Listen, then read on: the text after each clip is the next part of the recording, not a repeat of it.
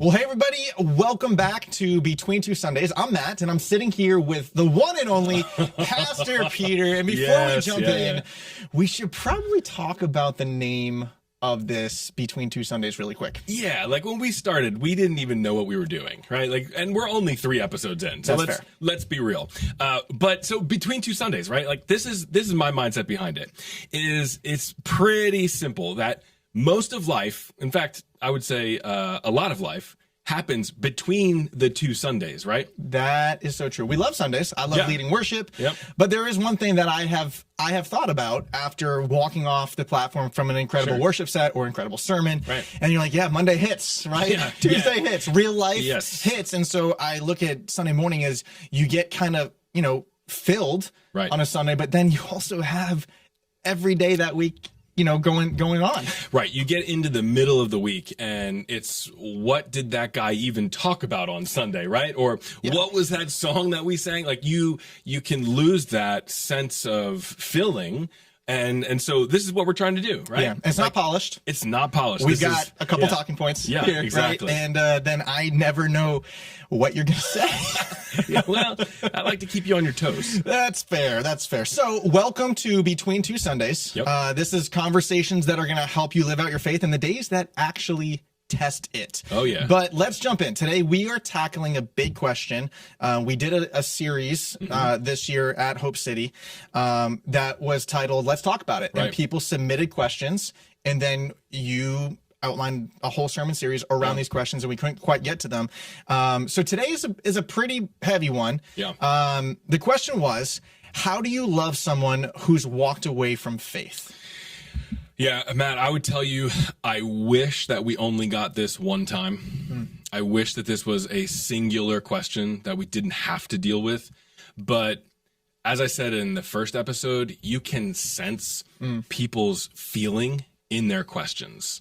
And I'm telling you that this is one of those heavy, heavy questions that parents are thinking about. It's not a light topic. So then let's go there really quick. Okay. So it's not part of it. But okay, let's say somebody becomes a Christian, right? They proclaim that Jesus is Lord. Yep. They admit that they're a sinner. Can they lose their faith? Yeah, so I think the question you're asking is if somebody were to walk away from faith, walk away from the church, do they lose their salvation? Correct. Yeah, that is what I'm asking. Okay. I would say that no.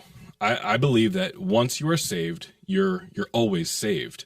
But I think you can walk away from your faith because faith is lived out between 2 Sundays. It's actually, I see what you did there. It's practiced. Faith is a component of your life that is, it should impact the way you live your life. So you can walk away from that.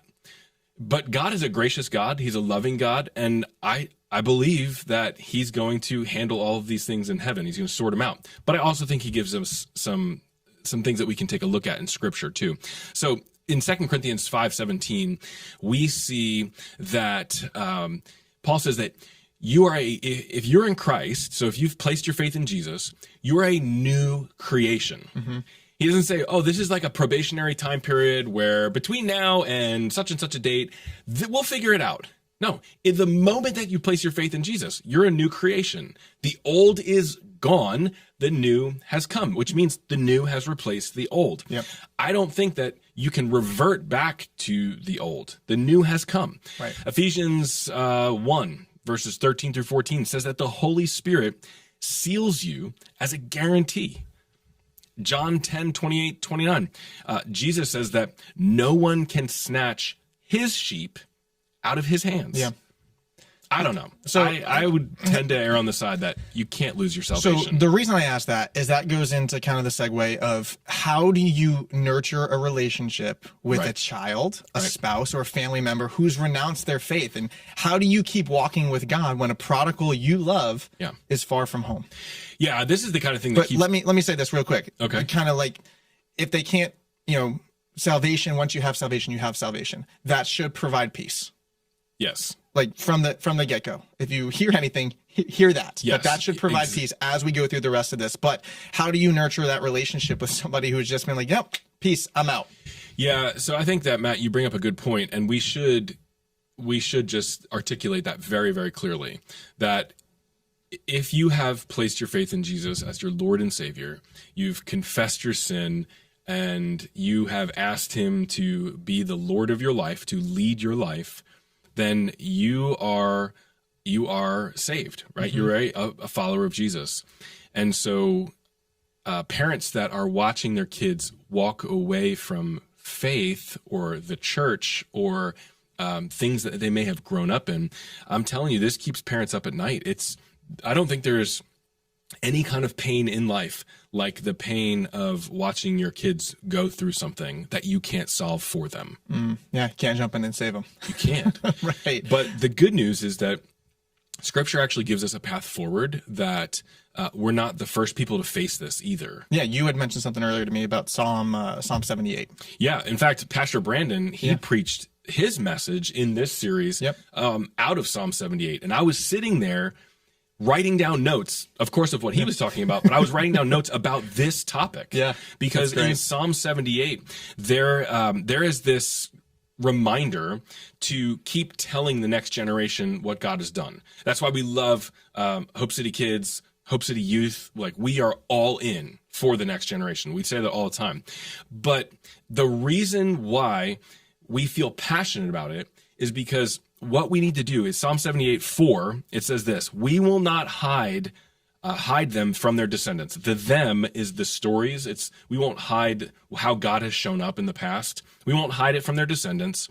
We will tell the next generation. And here, my mind went like instantly in a little bit of a different direction, because what I read there was, we're not going to hide the mess. That's exactly what I read when right there is, we're not going to hide. Oh, we're not going to sugarcoat it and be like, oh, here's just the highlight reel. Like social media is. Here's all of it. Yeah. You know, I think the disservice that we can do to our kids and to those around us, truthfully, kids or not, like to anybody, is to make it seem like following Jesus is the easiest thing that you'll ever do. And that it just makes life easy and simple. Because the commitment that we have to make to the next generation. And so if you're a parent that is loving a child that's walked away from their faith, the thing that you can't do is you don't sugarcoat it, as you said. Yep. You don't sugarcoat it. You don't shy away from it. And then you won't shame them for it either. These three things are incredibly important, because we will tell the next generation, is what Psalm 78 says. But this is the tension that we find ourselves in. The tension is that telling the next generation isn't about controlling their choices. Right. This is where I think a lot of people are like, well, I just got to tell them what to do. That's never going to work. But here's the other tension that we live in the whatever 21st century this is, 2025, almost 2026. We have become a group of people who have allowed ourselves that our choices are controlled by our children. So I want to rephrase that. Telling the next generation isn't about controlling their choices. It's about staying faithful to yours. That's great. I mean, Paige and I, we've talked about that a lot. You can't control the other person, right? Like when you're parenting, right? And one of your kids is screaming on the floor, they're tantruming, all the things like that. And it's like, why did you wake up so angry? What happened to you in life, right? But I think also sometimes, like, I've got young kids, right? And so sometimes as a young parent, you're looking at trying to be the perfect parent, right? And what did I do that made you so angry? Like, why could you be so cranky when you wake up from your bed? Right. Just wait till they're teenagers, and then all you have to do is breathe, right? You just breathe wrong, and they're angry. But that doesn't mean it's any less painful. And what I want to say about that is, so, as your kids get older, right? You can't make the decisions for them. So when they choose certain decisions, they have natural consequences. Sure. And you want to protect them and love them from that, but you can't. But here's the thing. You are not responsible for that. Yeah. So the way I put that is, you can't control your kids' decisions, and you can't let their decisions control yours either. Right. There's a huge rift here, that because my kid has made the decision to walk away from faith. Therefore, I can no longer talk about my faith. Yeah. No. Yep.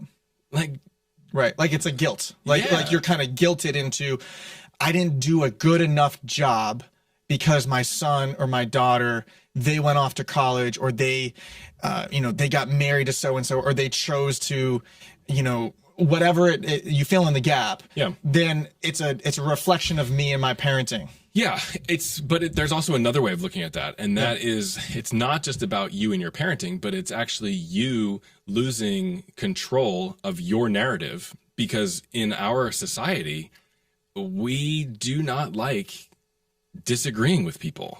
Like, we just feel like if you disagree, we have to actually like be diabolically opposed to one another. Yeah. It's really not the case. Right. And so that's why I say, like, just because your kids' choices have changed, it shouldn't change you staying faithful to yours. So even if they don't share your faith, you still share your faith. Like, you still share your faith with them. Right. And we'll talk about how, Right. and there's ways to do that are helpful, and some ways that are hurtful. Because ultimately what we're talking about here is we're kind of referencing like the prodigal son, who goes away.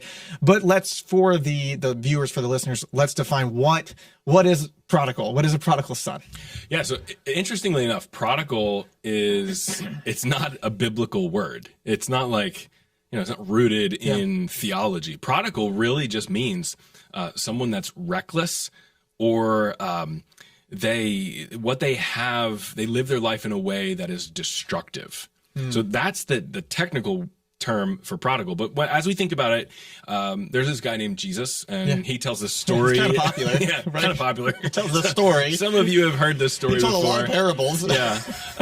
And a parable is just a story with a point, right? Yep. It's a story to make a point. And he tells a story about a son who lives a reckless life, which qualifies him as a prodigal son, right? Yeah. So this is where we find ourselves. And he walks away from home. And so as we think about prodigal, like the way that I think about a prodigal son, prodigal daughter, is that it's someone who has rejected relationship. Yep. It's someone whose heart posture has changed. It's not necessarily just geographical. It's actually that inner heart posture. So that's the way I would define a prodigal. So then let's talk practical, because a lot of people, they want to do the right thing. Yeah. Right. But in the moment, emotion sometimes takes over. Right. Sure. Like, let's say your son is home from college, or, we just had Thanksgiving a couple of weeks ago. And emotions can run tense. They can run pretty heavy. Yeah. What are some things that you should avoid? Like, what should you not be doing? Yeah. So if you're trying to influence your loved one back to the Lord, back to like bringing their faith as a central part of their life again, that's informing who they are and what they do, boy, this is key. And I use the word influence purposely, because I think in generations gone by, we would have said, like, if you're trying to win your child back to the Lord, winning it sets up the wrong mindset. It's not winning and losing. You're not losing as a parent. You're influencing. And really, that's what the heart of a parent is. You influence and shape your children throughout your whole life. And like, the funny thing about influence is you can choose if it's going to be positive or negative. That's your choice. Right. So that's why I would say one of the very first things, I want to give you a bunch of word pictures, okay? Yeah. Here's what not to do if you're trying to influence your children. Don't be a bullhorn, okay? You know what a bullhorn is, right? Yeah. It's you've been on the football field, and there's a coach that's just yelling at you, and he's like screaming through this bullhorn. It is a one direction communication tool. So it's not actually inviting a conversation. So what would be an example of somebody being a bullhorn? Oh, bullhorn is like, I told you, and you should have, and like, why didn't you? It's just like all of these statements or questions that you're not really expecting an answer to. Right. And it's totally opposite. James 1:19, it says that we are to be slow to speak. Yeah. quick to listen. I love the book of James. I love that verse. And that right there, be slow to speak, quick to listen, that is a principle that, let's be honest, that should be applied everywhere. Everywhere. Yeah. Everywhere. Everywhere. In the business world, in relationally, in with your spouse. Sure. Everywhere. Rather than being like the street preacher out there just with the literally with the bullhorn. Just like lambasting everybody that walks by. Like, good Lord, in the name of Jesus, put that thing down.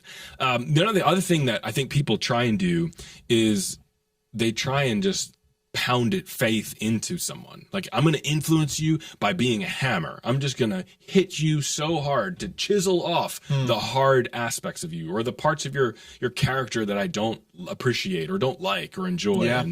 And again, the Bible calls us to be gentle. Yep. What's one of the fruits of the Spirit?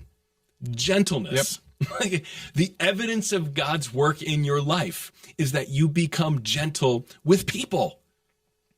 This applies to those that you're trying to influence. Yeah, that's good. I love that. Another one, Matt, is I find that parents in particular, they love to spotlight what their children are doing wrong. So they come home and then they just point it out. Yes. You're doing this. You're hanging out with this. Do you know that I saw you, blah, blah, blah. Yeah. I was on Life 360 and I saw that you were speeding down the highway. And it's like, you're spotlighting. I'm so glad my kids don't drive yet. Well, it's coming. My daughter's like, I'm going to drive your truck today. And I'm like, you probably would if I'd let you. She's like, what's the code to get in the door? Yeah, exactly. So I would tell you, don't be a spotlight, because all you're doing is just trying to reveal their inadequacies and but also, like, what are you trying to do? Like, if you're being a spotlight, if you're being a bullhorn, you're bringing all these, like, what do you want them to say? Well, I think you want them to say, okay, fine, I'll do your way. It's just not going to happen. Well, yeah, it might, but listen, if I can convince you that quickly, somebody else can unconvince you. That's true. Like, it just, to me, that's where I'm like, the goal of parenting is about heart change, not behavior change. Yep. I'm going to say that again for the person in the back. Yep. The goal of parenting is about heart change, not behavior change. And I love that, because I remember, going back before Hope City launched, right? And we met at a Starbucks. Yeah. And then you're like, I kind of have this idea when I might be launching a church. And I did a church plant. Yeah. And it was terrible. Talk about it, Matt. How do you really feel? It's a lot of work. Yeah. The setup, the tear down, the mundane, then people not showing up. Like, it's not fun. And I remember, Paige and I, we didn't have any kids at the time. And I remember, looking at her and being like, you know what? Like, I don't really know this dude, Peter Gawesky, very well. Like, we've had like 3 conversations, at this point. But something about me says it would be easy to go to a large established church in Sarasota. That would be the easy thing to do. Sure. And we could just go in, we could slip in, I could jump onto a worship team. Yep. It'd be really easy. But what I told Paige was, I said, if we choose to say yes to this, it didn't even have a name yet. No, it did not. This, I think being around Peter, and this is a testament to you, is going to make me a better man, a better Christian, a better husband to my wife, and a better future dad to the kids that we didn't have yet. And I remember then after, like right before my daughter was born, I sat down in your office. I was like, all right, give me the Spark Notes. What do I need to know? Download this to me right now. What do I need to know about being a dad? Yeah. And one of the biggest things that you had told me was, it's not about behavior change. It's about heart change and getting to the heart of the question of why was their behavior. Like, be curious. You tell that all the time. So like, we've tried to practice that like with our kids. But anyway, that's a little bit off point. So don't be a bullhorn. Don't be a hammer. Don't be a spotlight. I know I think you got 2 more. I have 2 more. Yeah. And first off, I would just say, like, I'm incredibly humbled by your words there. They're incredibly kind. All of that was birthed out of pain. The only way that I know to focus on heart change is because I did it wrong for too long. And I was focused on behavior. I just wanted my son to behave a certain way. Yeah. And I couldn't control it. Yeah. And so I kept missing the end zone. So I said, let's just change the end zone, right? Like, what is it? And I went further out. Yep. Behavior change is just, that's momentary. We're thinking like, can we just behave ourselves at Christmas? Great. Can you just, you get in the car and you're on your way on this road trip.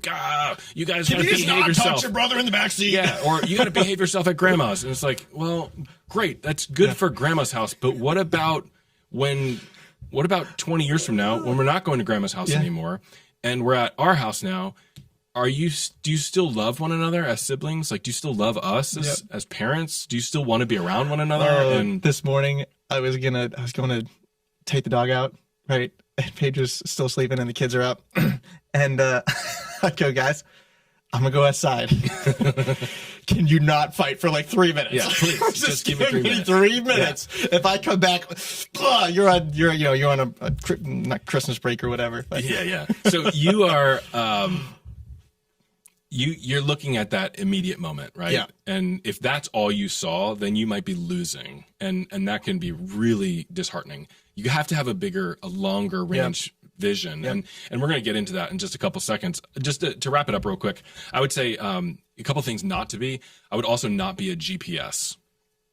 Our generations growing up, they do not want to be told exactly how to do everything. In fact, I was that way because I was like, no, I'm going to figure it out on my own. Like, yeah, I'll watch you, and I watched, but I'm also going to explore, and I'm going to investigate, and I'm going to find it on my own. Galatians 5:16, it says that you're to walk by the Spirit, not have the Spirit walk for you, like somebody else's Spirit walk for you. So, like, stop rerouting your children every time they make a wrong turn. It's like, oh, you did that. You turn around.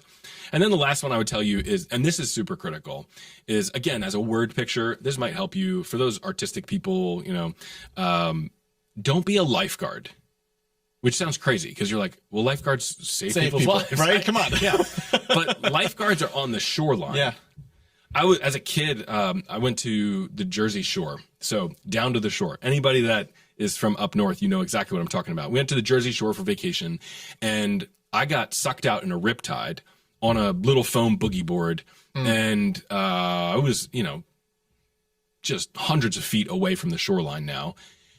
And the lifeguard had to come get me on, those big paddle boards that they swim out. And it's not helpful if the lifeguard is blowing his whistle from the beach saying, hey, bud, you're outside of the swimming area. Yep. That's not helpful. Nope. You know what's helpful is when he is in the water right next to me. Yep.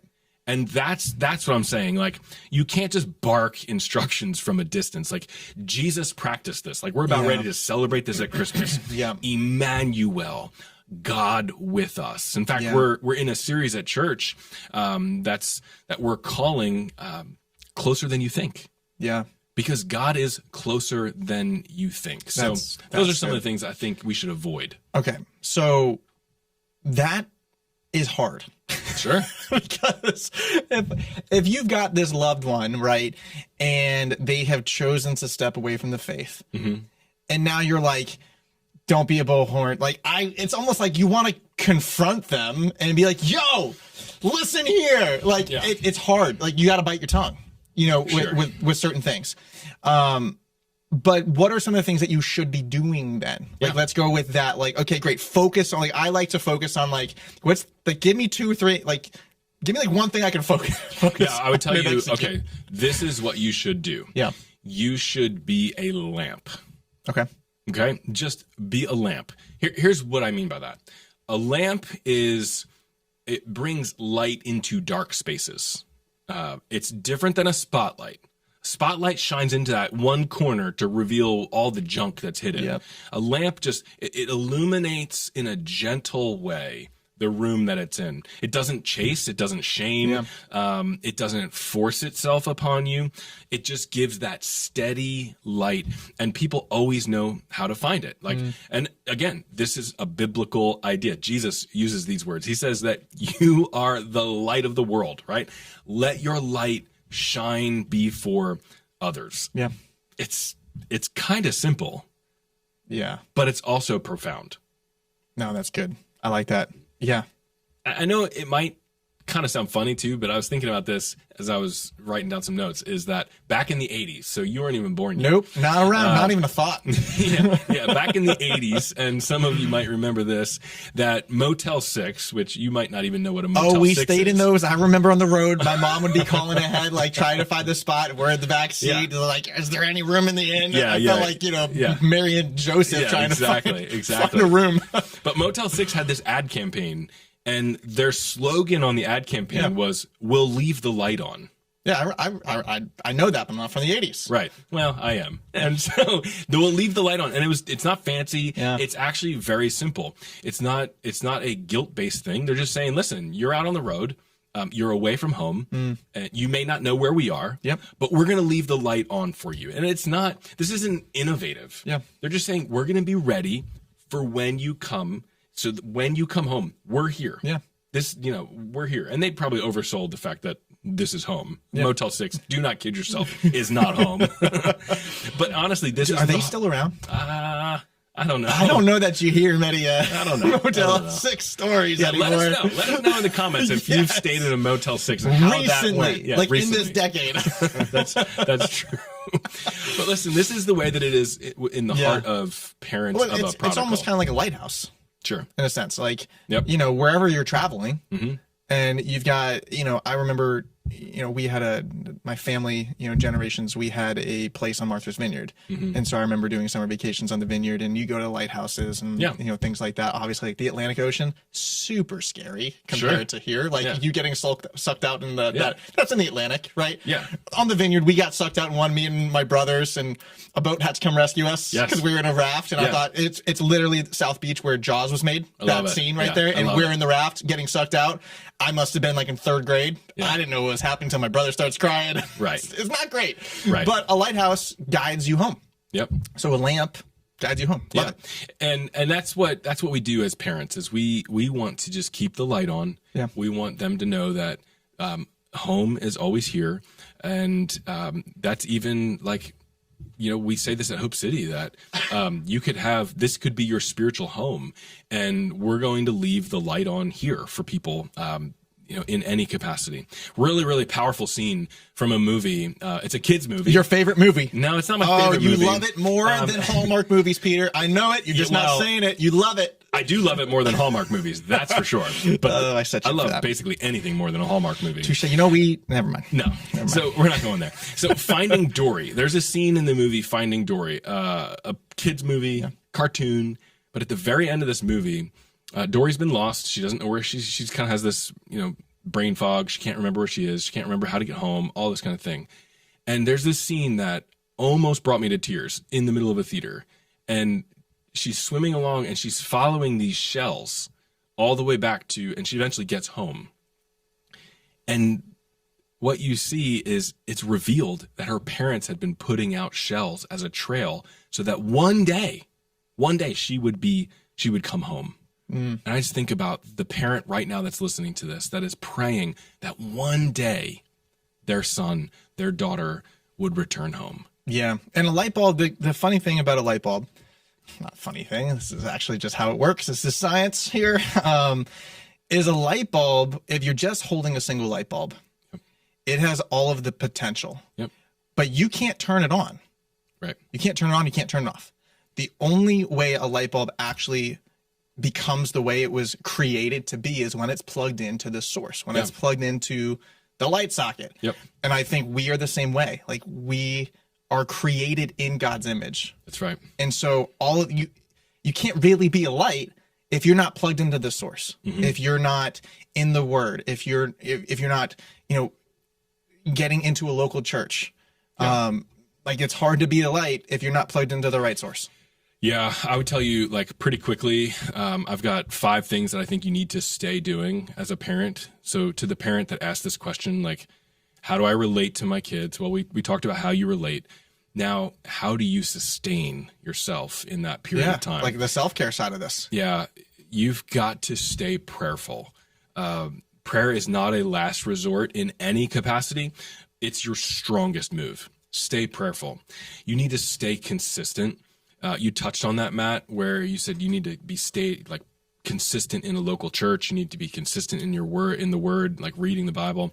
But your everyday life should preach louder than your frustration or whatever words that you want to have with that person that you love. You need to stay relational, like keep the relationship at its core, because once you burn a relationship, it is awfully hard to come back from that. Another one is you got to stay hopeful. Like parents, please do not give up on your children. The biggest tragedy that I ever witnessed as a youth pastor was I had a student that he was he struggled in school. He probably had ADHD and all this kind of stuff, and his dad was so frustrated with him. He was working with him, at least he thought he was, and he came to me. I remember we were sat down at this pizza shop. He looked across the table from me and he said, "Will you meet with my son weekly?" I said, "Yeah, I'll meet with your son." And he said, "That's good because I'm done with him." And I was like, "What? What do you mean?" Like he goes, "I've given up on him." And I thought, you have given up on hope. You have to stay hopeful. Yeah. And the last thing I would say is you got to stay surrendered, in a posture, in a position of surrender, because you're not their savior. But when you surrender to the one who is, that's where the hope that we hold on to comes from. Yep. Now, before we wrap this up, I've got two things. Okay. One, what would you say to the person that, their loved one, what if they never come back to the faith? What would you say to that son or that daughter, thinking about their aunt or their parents, or the parent thinking about their own child? Like, what if that child never comes back? What would you say to them?